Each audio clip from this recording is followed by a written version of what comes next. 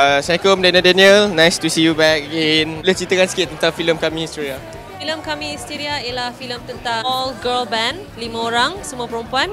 We are a rock band yang indie yang cuba untuk jadi popular, untuk berjaya.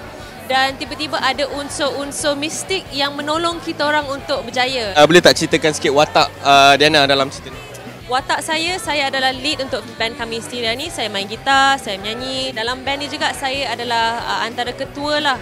Sekarang dah berapa bulan Diana punya anak? 6.5 months. Nama? Muhammad.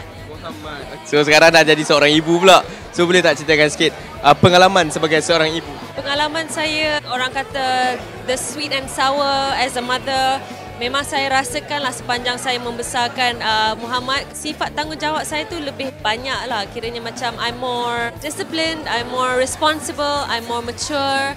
And saya tak pernah bayangkan yang saya boleh menyayangi seseorang sebanyak mana saya menyayangi Muhammad. Nak tanyalah, first time Farid jadi father kan, macam mana masa mula-mula dapat baby, macam mana dia buang dia baby punya put?